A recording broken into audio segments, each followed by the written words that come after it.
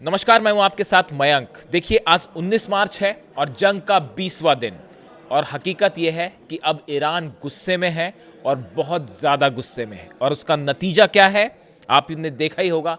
Qatar जल रहा है, रियाद जल रहा है, इजराइल जल रहा है, यूएई जल रहा है। तस्वीरें आप देख ही रहे होंगे, पिछले 24 घंटे की जो तस्वीरें आई हैं इनके बारे में मैं बात करूंगा। लेकिन उसके पहले एक बड़ी और अहम खबर जो अमेरिका से आई है, जो बड़ी ही गौर करने वाली खबर है। देखिए, अब से कुछ देर पहले, कुछ घंटों पहले वॉशिंगटन में एक अमेरिका के मिलिट्री बेस के ऊपर, आर्मी बेस के ऊपर कुछ अनआइडेंटिफाइड ड्रोन देखे गए। क्या ये ईरान के ड्रोन थे? अगर हम सीधा सवाल पूछें, जिसको लेकर पूरे अमेरिका में इस समय जो है वो परेशानी की लहर छाई हुई है और हर शख्स ये जानना चाहता है कि क्या ये वॉशिंगटन के अंदर ईरान के ड्रोन पहुंच चुके हैं। देखिए, पहले आप पूरी खबर समझिए जो वॉशिंगटन पोस्ट ने छाप रखी है। पूरे अमेरिका के मीडिया में एक खबर है, US official spotted unidentified drones over a Washington army base where secretary of state Marco Rubio and defence secretary Pete Hegseth was present. America के इस आर्मी बेस में, वॉशिंगटन आर्मी बेस में विदेश मंत्री मार्को रूबियो और America के रक्षा मंत्री पीट हेग्सेथ मौजूद थे। इसी दौरान अचानक इस आर्मी बेस के ऊपर कुछ ड्रोन्स दिखाई देते हैं। जैसी ड्रोन्स दिखाई दिए, पूरे आर्मी बेस में अलर्ट कर दिया गया। पैनिक की सिचुएशन थी, मानो ऐसा लग रहा था कि अब कुछ अटैक हुआ और तब कुछ अटैक हुआ। लेकिन उस ड्रोन से किसी तरह के हमले की फिलहाल कोई खबर नहीं आई। देखिए, जैसे ही ये ड्रोन दिखे उसके बाद जो हालात थे वो ऐसे थे कि एकदम पैनिक का माहौल। सबसे पहले पीट हेग्सेथ और मार्को रूबियो को उस आर्मी बेस से अलग ले जाया गया, दूसरी जगह शिफ्ट किया गया। यानी हकीकत यह है कि आर्मी बेस, वॉशिंगटन में आर्मी बेस की आप बात कर रहे हैं, उसमें अमेरिका के विदेश मंत्री और रक्षा मंत्री की सुरक्षा को लेकर अमेरिका परेशान है कि कहीं ये ड्रोन आ गया और ये ईरान का ड्रोन निकला और कहीं गिर पड़ा तो क्या होगा। यानी आर्मी बेस से इन दोनों मंत्रियों को फौरन जो है वो शिफ्ट किया गया। हालांकि देखिए, पेंटागन के जो प्रवक्ता हैं शॉन पार्नेल, उनकी तरफ से उन्होंने कहा कि मैं इस बारे में कोई ज़्यादा जानकारी नहीं दे सकता क्योंकि ये सुरक्षा से जुड़ा मैटर है। और जो आर्मी बेस था उसका नाम है मैकनेयर आर्मी बेस, जिसके ऊपर ये ड्रोन दिखाई दिए।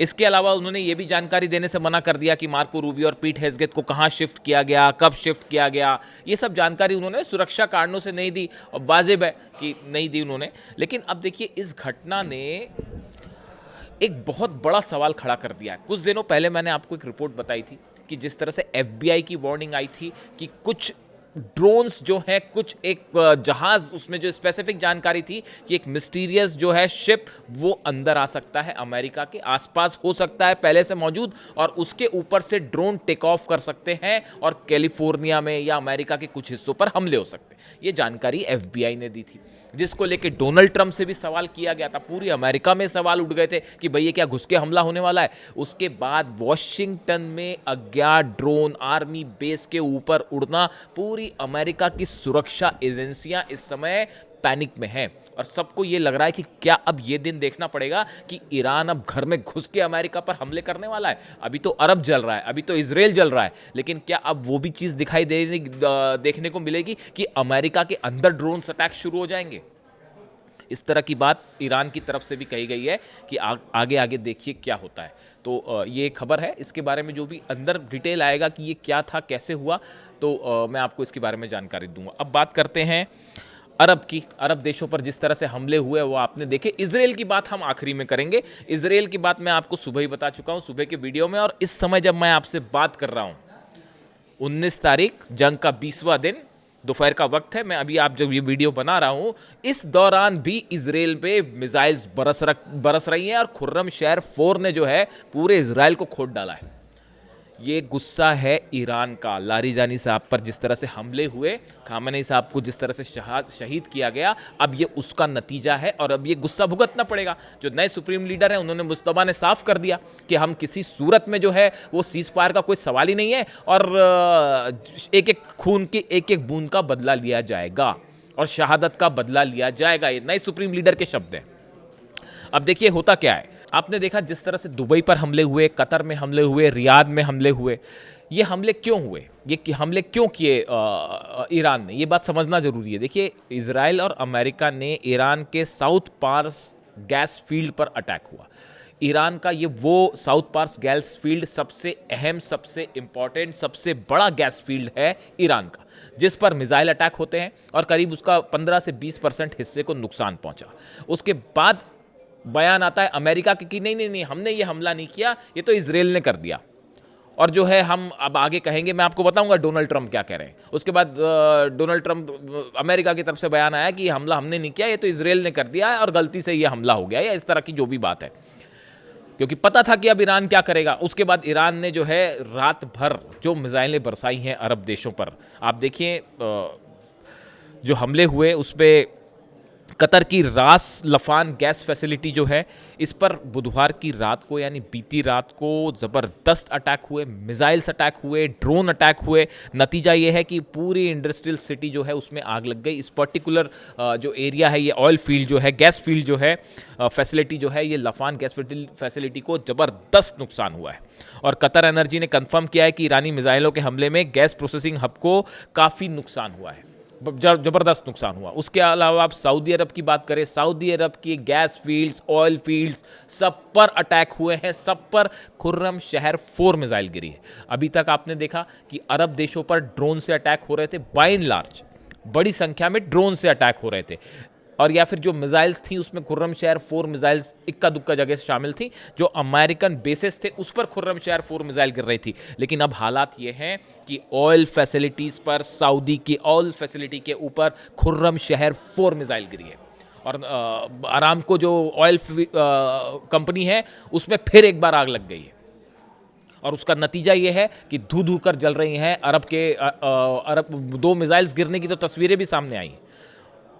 जितनी ऑयल फैसिलिटीज़ हैं, गैस फैसिलिटीज़ हैं, चाहे वो अरब में हो, चाहे कतर में हो, चाहे यूएई में हो। यूएई में कल ही हमले हो गए थे, फुजरान पोर्ट जो है उस पर हमले हुए, ऑयल रखने के जो ठिकाने थे उस पर हमले हुए हैं, गैस फील्ड्स हैं उनको निशाना बनाया जा रहा है। यानी 3 बड़ी जगहों पर, कतर में, यूएई में और सऊदी में बड़े हमले शुरू हो गए हैं। और मैंने आपको देखिए पिछले वीडियो में ये बताया था कि अब तेल में आग लगेगी। जब ये हमला हुआ था ईरान की साउथ पार्स गैस फील्ड पर, जब हमला हुआ था तभी मैंने आपको बता दिया था कि अब ये तेल की जंग हो जाएगी। और अब ये एक ऐसा तेल का खेल अब शुरू हो चुका है जो अब ये कहाँ जाके रुकेगा कोई नहीं, इसके बारे में अनुमान लगाना भी बेहद मुश्किल है।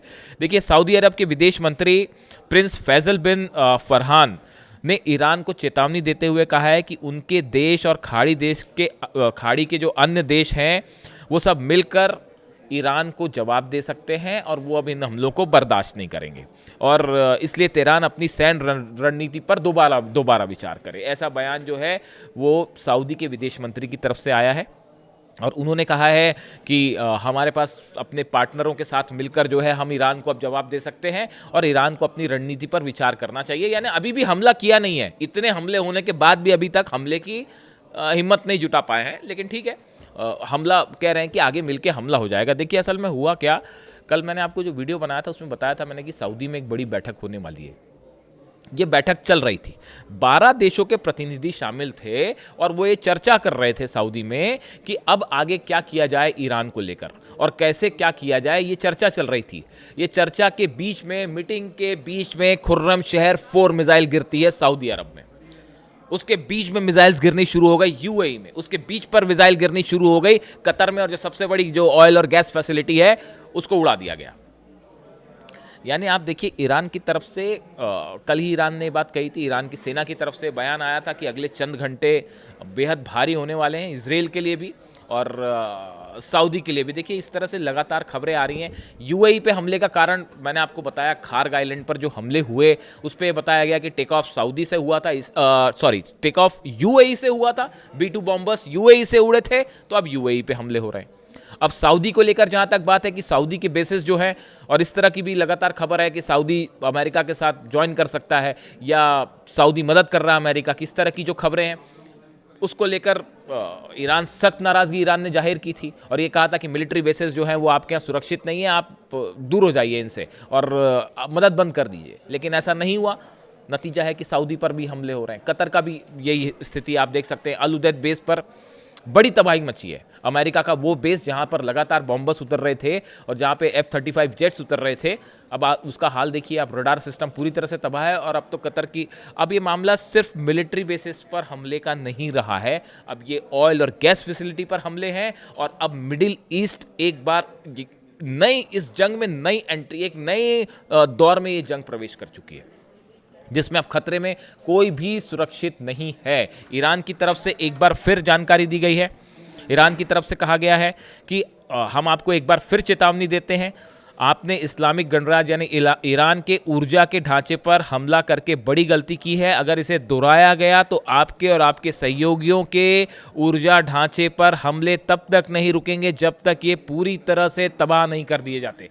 ईरान ने कहा है कि अगर दोबारा हमारे किसी भी गैस फील्ड पर, ऑयल फैसिलिटी पर हमला हुआ तो जितने अरब देश हैं इनके पूरे ऑयल फैसिलिटीज़ पर तब तक मिसाइल मारी जाएंगी जब तक ये जल ना जाए। अब देखिए इसके बाद जो हाहाकार मचा है अमेरिका में और अरब देशों में, किसी को समझ नहीं आ रहा कि क्या किया जाए। और अब उसके बाद डोनाल्ड ट्रंप का बयान बेहद अहम बयान है। अब देखिए डोनाल्ड ट्रंप क्या कह रहे हैं। मध्य पूर्व में हुई घटनाओं को लेकर गुस्से में इजरायल ने ईरान के साउथ पार्स गैस फील्ड ठिकाने पर हमला किया। पूरे क्षेत्र का एक छोटा सा हिस्सा ही प्रभावित हुआ है। अमेरिका को इस हमले की कोई जानकारी नहीं थी और कतर को भी इससे कोई लेना देना नहीं था, ना उसे इस हमले की कोई जानकारी थी। अब डोनाल्ड ट्रंप अपनी जान बचाते फिर रहे हैं। वो ये कह रहे हैं कि यानी अमेरिका ने साफ पल्ला झाड़ लिया। उन्होंने कहा कि भैया देखिए ईरान पर जो पार्स गैस फील्ड पर हमला हुआ वो हमने नहीं किया, हमको नहीं जानकारी थी, वो तो इजरायल ने कर दिया और कतर को भी जानकारी नहीं थी। अब ये बात किसको हजम होगी बताइए। और ये अलग अलग हमले मार दिए जाए कि अमेरिका अलग हमला कर रहा है, इजरायल अलग हमला कर रहा है, या दोनों एक साथ जंग कर रहे हैं। इस बयान का क्या मतलब है? इस बयान को मतलब मेरी तो समझ के बाहर है। अब आप इसको जो समझते हैं समझिए। दुर्भाग्य से ईरान को तथ्यों की, डोनाल्ड ट्रंप कह रहे हैं, दुर्भाग्य से ईरान को तथ्यों की जानकारी नहीं थी और उसने बिना उचित कारण के कतर के LNG गैस ठिकाने पर हमला कर दिया। ये कहना है डोनाल्ड ट्रंप का। इसके साथ वो धमकी भी दे रहे हैं, उसके साथ वो ये भी कह रहे हैं कि अगर इस तरह के हमले जारी रहे तो हम ईरान पर ऐसा हमला करेंगे कि वो हमेशा याद रखेगा। वो हमेशा से इस बात को कहते रहे हैं। यानी अब इस पर अमेरिका के राष्ट्रपति का जो स्टेटमेंट आया है कि भाई गैस फील्ड पर हमला किया वो इजरायल ने किया, हमें नहीं पता था, यानी ऐसा लगता है कि मानो क्या कहा जाए इसको लेकर। इसीलिए अमेरिका में ये कहा जा रहा है कि डोनाल्ड ट्रंप के पास कोई रणनीति नहीं थी इस युद्ध में अंदर जाने की और ना ही बाहर आने। अब तो फंस गए, अब तो बाहर आने का सवाल ही नहीं है। ईरान ने साफ कर दिया किसी सूरत में सीज़फायर नहीं होगा। और जो ये हमले हो रहे हैं, टारगेट किलिंग्स हो रही हैं, ये हत्याएं हो रही हैं। अली लारीजानी साहब को जिस तरह से निशाना बनाया गया, नई इंटेलिजेंस चीफ को निशाना बनाया गया, बासिस फोर्स के जो हेड है उनको निशाना बनाया गया, ये ब्रूटल मर्डर्स हैं, हत्याएं हैं ये, और उनका एक एक शहीद का जवाब लिया जाएगा, ये ईरान की सेना का कहना है। अब इस बीच में चीन की एंट्री हो गई है। ये जितने हालात हैं, बताया जा रहा है कि ये अगर ऐसे ही कुछ दिन और चलता रहा तो ये कोविड के स्तर से बड़ा क्राइसिस होगा। यानी अगर आप क्राइसिस को नापना चाहें कि कितना बड़ा संकट आ सकता है पूरी दुनिया में, तो जो कोविड के समय जो संकट था उससे भी बड़ा संकट आ सकता है, ये माना जा रहा है। तो चीन की अब एंट्री हो गई और बताया जा रहा है कि एक बार फिर अब चीन की तरफ से कोशिश हो रही है कि किसी तरह से शायद इस हालात को नियंत्रण में लाया जाए। रूस ने साफ कह दिया है कि जो किलिंग्स हो रही हैं, हत्या करार दिया है रूस ने, पुतिन ने हत्याएं करार दिया, जिस तरह से लारीजानी साहब की हत्या हुई थी, और पुतिन भी सख्त नाराज़ हैं इन किलिंग्स को लेकर। यानी अब आप देखिए हालात क्या है कि अमेरिका में ड्रोन घुस रहे हैं, अरब के गैस और तेल की जितने इंस्टॉलेशंस हैं वो जल रहे हैं, और इजराइल की जो ज़्यादा बात करने का मतलब नहीं है, क्योंकि वहाँ पता चलेगा क्या हुआ। 300 मिसाइल्स ने हिट किया है इजराइल को बीती रात। रेलवे स्टेशंस तबाह हुए हैं, बस स्टैंड्स तबाह हो गए हैं, आपके जितने मेट्रो स्टेशन हैं उन पर वो गिरी है। बेन गुरियन एयरपोर्ट तो पता नहीं कितनी मिसाइल्स गिर गई वहाँ पे, अब हिसाब नहीं लगाया जा सकता। 10 से 15 की खबर हमारे पास थी, अब आगे पता नहीं, अभी इस वक्त कितनी मिसाइल गिर रही होंगी उसका पता नहीं लगाया जा सकता। कितने प्लेन्स तबाह है, बेन गुरियन एयरपोर्ट पूरी तरह से तबाह हो चुका है जो जानकारी है। इसके अलावा कितने ठिकाने ऐसे हैं जहां मिसाइल्स गिरी हैं, कितने लोग की कैजुअलिटी, कल ही खबर आ रही थी कि 200 से 250 लोग मारे गए हैं, और उसको इजराइल कैसे कबूल करेगा सामने आएगा, वो पता चलेगा। लेकिन फिलहाल हालात ये हैं, ईरान गुस्से में है और बहुत गुस्से में है। अपडेट होगा आप तक पहुंचाऊंगा। Thank you so much.